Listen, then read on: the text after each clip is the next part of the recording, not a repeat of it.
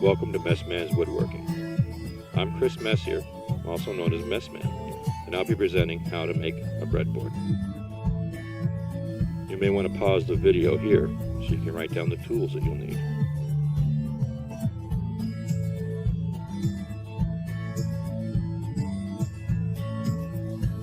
You also may want to pause the video here so you can write down the materials that you'll need. First, set the table saw fence to your desired width. I set mine to 1 3/4 inches.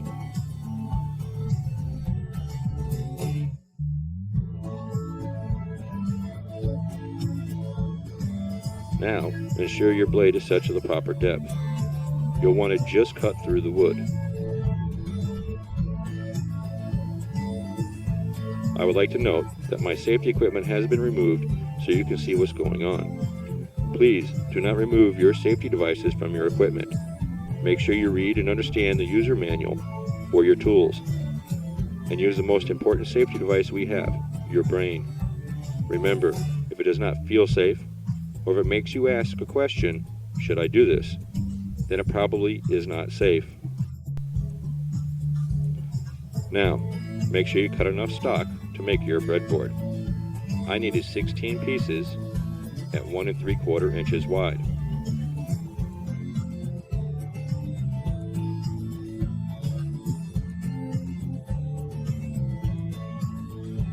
Now you want to square off the end of your stock. Most stock does not come perfectly square. To do this, you can take a speed square and make a line near the end of the stock. Now that you have your cut line marked on your stock, place your stock into your miter saw and cut at your cut line.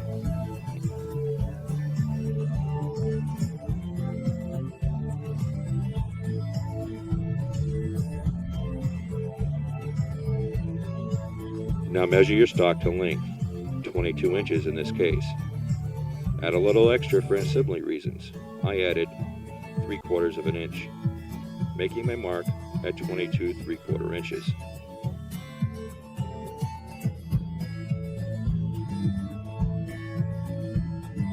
Use your speed square to make your cut line. Now that you have your cut line marked on your stock, place your stock into your miter saw and cut at your cut line. Now that you have your first piece of stock cut to length, you can use it to gauge or measure the rest of your cuts. Simply place the next piece of wood that needs to be cut to length on your saw.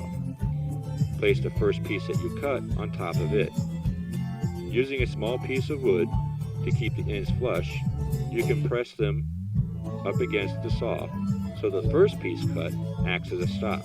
Remove the first piece of wood, cut to length. Now repeat this process till you have all your pieces cut to length. It is important to remember that you want to use the same piece to measure or gauge all your cuts. As you remove each piece from your miter saw, number it. This will help keep things in order as you lay things out for glue up. Now lay out your pieces in numerical order. Verify that the breadboard is at the correct width. This one should measure 28 inches. Now look at the grain of each piece of wood, comparing it to the other pieces. Try to get grain to match up as closely as possible. Get the grain set up so it is visually interesting to your eye. As you move pieces around, renumber them for the new position they're in.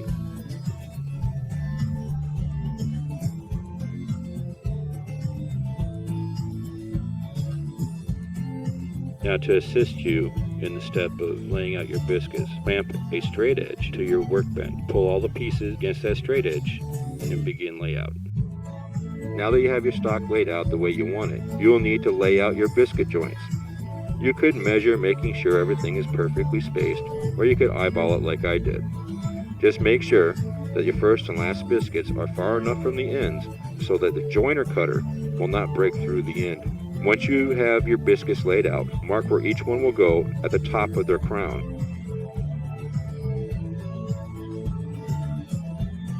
Then using a speed square and a straight edge, mark each board with the biscuit's location.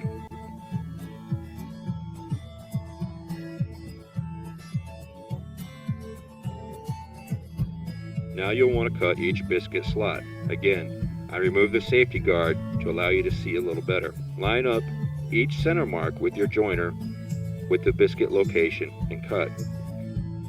Each end piece of the breadboard will only receive slots on the inside of the stock, but all other pieces will need to have slots on both sides. So there are a lot of slots to cut.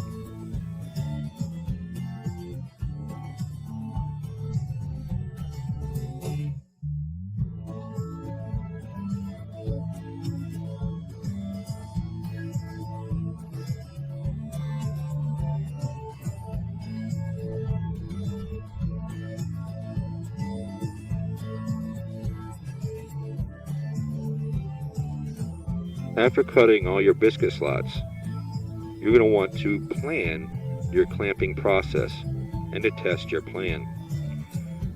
When glue is on the wood is not the time to get something wrong or realize that your plan will not work.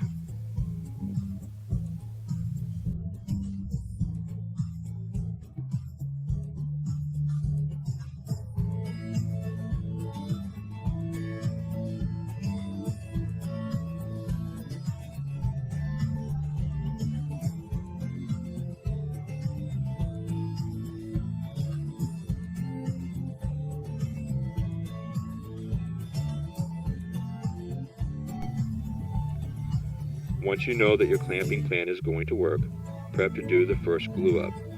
Pair your stock together, ensuring the edges that are going to be glued together are facing up. I split all the stock in half using two separate clamp setups. This accomplishes two things. First, it'll help prevent the bowing of your wood, and two, it ensures glue is not setting up prior to clamp pressure being applied.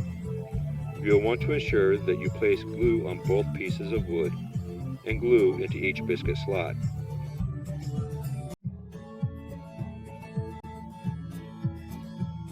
Spread the glue evenly along each board edge.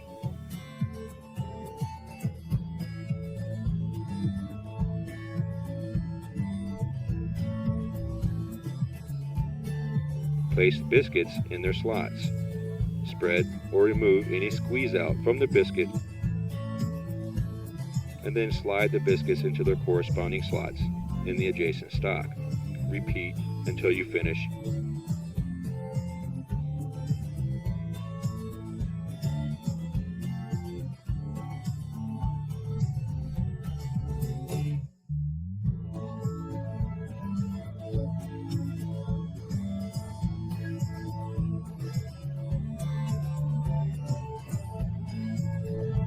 And then clamp.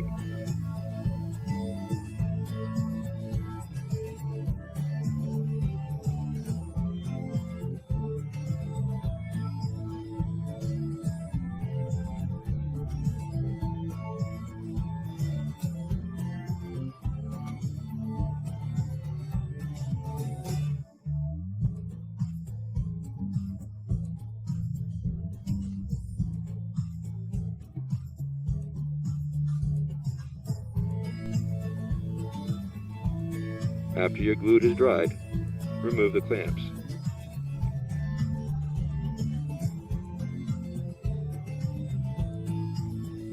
Clean up any glue squeeze out or glue drips that may have occurred. I use an old chisel for this.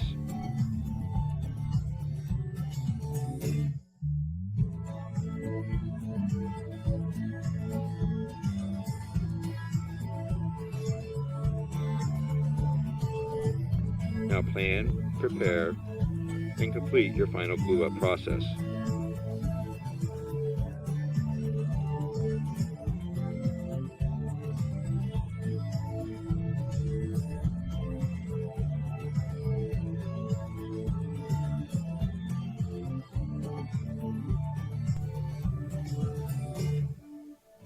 I'd like to thank you for watching this episode. Please make sure you watch episode 2 of Making a Breadboard. Please leave all comments below, and if you'd like to see something specific made, please let me know. Just contact me.